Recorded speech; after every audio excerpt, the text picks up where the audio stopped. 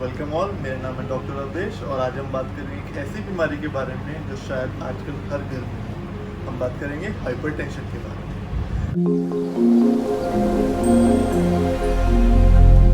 Hypertension का मतलब है ज़्यादा ब्लड प्रेशर होना। सो सबसे पहले हम जानते हैं कि नॉर्मल ब्लड प्रेशर कितना होता है। वो होता है लेस देन 120/80। सो 120/80 से हम क्या समझते हैं, पहले वो जान लेते हैं।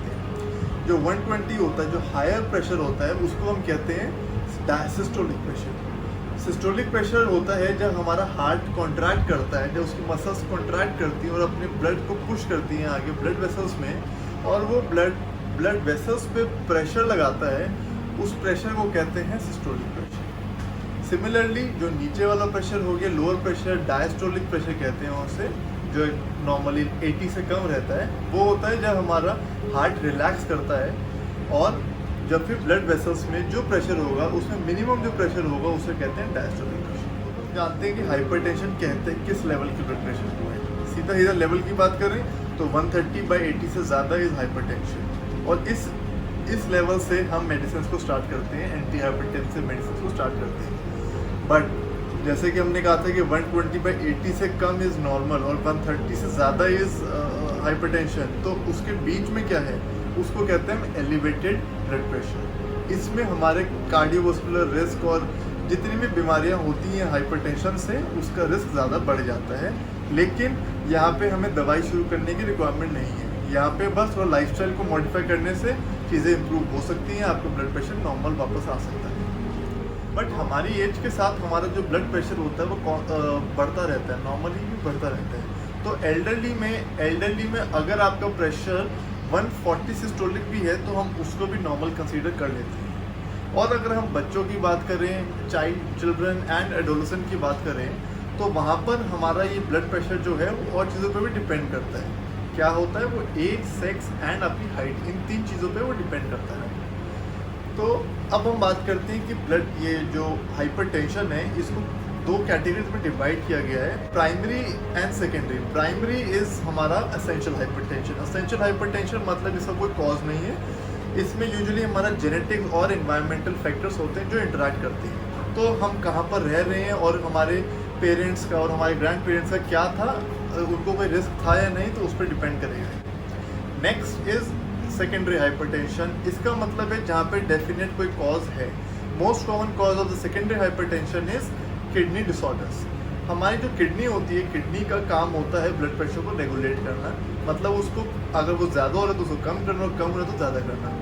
सो अगर आपकी किडनी ख़राब हो जाएगी, किडनी में कोई भी प्रॉब्लम आ रही है, तो आपका ब्लड प्रेशर जो होगा वो रेगुलेशन ख़राब हो जाएगा, तो it can go higher. Okay, now next cause is thyroid gland का एब्नॉर्मलिटीज़। थायराइड ग्लैंड जो हमारे गले में होता है उसकी एब्नॉर्मलिटीज़, या फिर एड्रीनल ग्लैंड की एब्नॉर्मलिटीज़। एड्रीनल ग्लैंड एक छोटा ग्लैंड होता है जो कि हमारे किडनी के ऊपर होता है।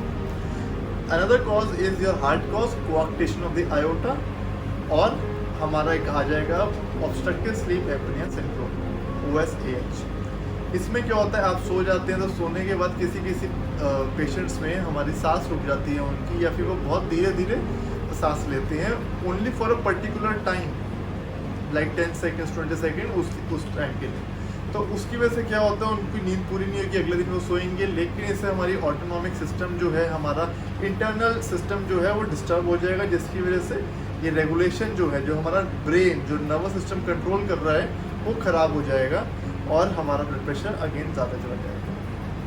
और भी कॉजेज़ हैं, हमारी कुछ दवाइयों की वजह से हो सकते हैं, जैसे पेन किलर्स हैं, स्टेरॉइड्स हैं, या फिर अगर भी प्रेगनेंसी में भी बढ़ जाता है ब्लड प्रेशर किसी का, उसे जेस्टेशन हाइपरटेंशन कहते हैं।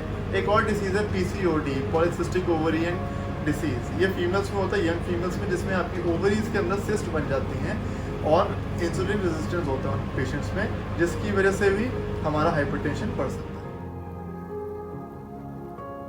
सबसे पहले रिस्क फैक्टर आ जाता है ओबेसिटी।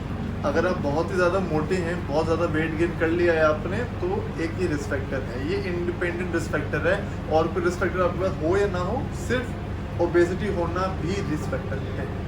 दूसरा, आपने वेट गेन किया है। वेट गेन का क्या मतलब है, अगर आप नॉर्मली पतले भी थे, या फिर आपका जो BMI है वो नॉर्मल था, स्टिल अगर आपने थोड़ा सा वेट गेन किया, आपने 2 kgs वेट गेन किया, 3 kgs वेट गेन किया, आप ओबीज नहीं हुए बट स्टिल आपने वेट गेन किया है, तो भी आपको हाइपरटेंशन का रिस्क है। उसके बाद क्या हो जाता है, अगर आप बहुत ज़्यादा सॉल्ट लेते हो, सोडियम क्लोराइड, अगर आपका डाइटरी इंटेक बहुत ज़्यादा है या फिर आपकी कैल्शियम पोटेशियम की इंटेक कम है, तो ये भी एक रिस्क फैक्टर है। और आज की डेट में जैसा कि हम सब जानते हैं, हमारे यंग एज में भी ये हाइपरटेंशन हो रहा है। तो इसका क्या कारण है? इसका एक बहुत बड़ा कारण है जो हम साइकोलॉजिकल साइकोसोशल स्ट्रेस आता जा रहा है हम सबकी लाइफ में। बहुत ज़्यादा स्ट्रेसफुल लाइफ हो गई है हमारी, तो इसकी वजह से भी हमारा हाइपरटेंशन हो सकता है। और एक और बात, जैसे कि हम सब जॉब्स करते हैं, कॉर्पोरेट लाइफ है हमारी, तो इन सब के चलते क्या हो जाता है, हमारा मोस्ट ऑफ द टाइम हम सिटिंग पोजीशन में ही रहते हैं, हम कंप्यूटर वर्क कर रहे हैं, तो हमारी फिज़िकल एक्टिविटी जो है वो बहुत कम हो गई है। तो मैं रिकमेंड करूँगा कि सबको फिज़िकल एक्टिविटी करनी चाहिए, थोड़ा सा वेट लूज करना चाहिए, सो दैट आपका ब्लड प्रेशर, इवन अगर वो हाइपरटेंसिव नहीं हुए हो, आप अभी तक आपको नॉर्मल है, स्टिल आप इस चीज़ को अडॉप्ट करें, सो दैट ये आगे फ्यूचर में भी अच्छा रहे। अब हम बात करेंगे कॉम्प्लिकेशंस की। मतलब हम हाइपरटेंशन के बारे में बात तो कर रहे हैं, बट क्यों कर रहे हैं? अगर ये आपको हो भी गया तो उससे प्रॉब्लम क्या है आपको? अगर हमें हाइपरटेंशन हो जाए तो आपको हार्ट फेलियर हो सकता है। हार्ट की डिसऑर्डर्स की बात करें तो हार्ट फेलियर हो सकता है, कोरोनरी आर्टरी डिसीज हो सकता है। मतलब जो हार्ट को ब्लड वेसल्स जाती हैं, जो खून सप्लाई करती हैं हार्ट को, वो ब्लॉक हो सकती हैं, वो ब्लड वेसल्स ब्लॉक हो सकती हैं, जिसकी वजह से हमारी हार्ट की मसल्स डाई करनी शुरू हो जाएंगी, जिसको कहते हैं हम आम भाषा में हार्ट अटैक। सिमिलरली अगर ये हमारी ब्रेन की ब्लड सप्लाई बंद हो जाएगी, उसको कहते हैं स्ट्रोक। तो यहाँ पे स्ट्रोक का खतरा भी है। लेटर ऑन डिमेंशिया का खतरा भी हो सकता है। डिमेंशिया आपकी पूरी कॉग्निटिव डिक्लाइन हो जाता है, याददाश्त भूलने लग जाती है। नेक्स्ट इज किडनी का डिसऑर्डर हो सकता है, हमारी किडनी खराब हो सकती है। तो यहाँ पे देखें तो किडनी का काम है रेगुलेट करना, तो किडनी खराब हुई तो भी हाइपरटेंशन होगा, लेकिन हाइपरटेंशन की वजह से भी किडनी खराब हो जाती है। तो एक ये साइकिल बन जाती है कि खराब हुई वो और खराब करती चलेगी, ऐसे चलता रहेगा। इन सब चीज़ों की वजह से हमारी डेथ भी हो सकती है। नॉर्मली घर में बैठे हैं, आपको कुछ सिम्टम्स आने लग जाएगा, तो आपको कब सोचना चाहिए कि आपको हाइपरटेंशन हो सकता है? तो इसके सिम्टम्स बहुत नॉन स्पेसिफिक हैं। कोई पर्टिकुलर डिसीज़ के लिए, इस पर्टिकुलर हाइपरटेंशन के लिए कोई ऐसा सिम्टम नहीं है कि इसी को पॉइंट करेगा। लेकिन अगर आपको हेडेक हो रहा है, आपको कन्फ्यूजन हो रही है, या फिर आपको थकान महसूस हो रही है, तो ये एक लक्षण हो सकते हैं हाइपरटेंशन के। तो इस पॉइंट पे आपको चेक करा लेना चाहिए, आपको ब्लड प्रेशर मेजर करना चाहिए। अब हम बात करते हैं, आप डॉक्टर के पास जाएंगे, उन्होंने कहा आपको हाइपरटेंशन है, और लेकिन जैसे कि हमने कहा था सेकेंडरी कॉजेज़ भी होते हैं, तो उन कॉजेज़ के लिए हमको टेस्ट ऑर्डर कर सकते हैं। तो वो टेस्ट के बारे में जानना ज़रूरी होगा। उसमें क्या क्या आ जाता है? उसमें आता है किडनी फंक्शन टेस्ट, हमारी किडनी जैसे इन्वॉल्व है उसके लिए। दूसरा आ जाएगा हमारे levels of blood levels of sodium, potassium, calcium, ये 3 चीज़ों के, क्योंकि इनके कम ज़्यादा होने से हमको हाइपरटेंशन हो सकता है। तीसरा आ जाएगा लिपिड प्रोफाइल, उसमें हमारी बॉडी में फैट्स की डिस्ट्रीब्यूशन वगैरह कैसी है, क्या क्या चीज़ें फैट की बढ़ी हैं, कम हुई है, तो वो सब चीज़ें देखेंगे हम। एक थायराइड के देखने के लिए थायराइड स्टिमुलेटिंग हार्मोन टेस्ट होता है, वो कराएंगे। एक यूरिन एनालिसिस करा देंगे, because again that is related to kidney. और हमारा लास्टली करा देंगे हार्ट के लिए। हार्ट के लिए क्या करा देते हैं? ECG, because arrhythmia is a complication of the hypertension, and echo करा देते हैं, because coarctation of the aorta and left ventricle जो होता है हमारा हार्ट का एक चेम्बर होता है, वो मोटा हो सकता है हाइपरटेंशन में, तो वो भी करा देते हैं। इसके लिए हम इको करा देते हैं। अब हम बात करेंगे ट्रीटमेंट के बारे में। तो ट्रीटमेंट के बारे में सबसे पहले, जैसा कि हमने कहा था, एलिवेटेड हाइपरटेंशन, उसके लिए हम क्या करते हैं? Lifestyle modification. इसमें क्या क्या करना होता है? सबसे पहला most important is weight loss. Second is dash diet. What is dash diet?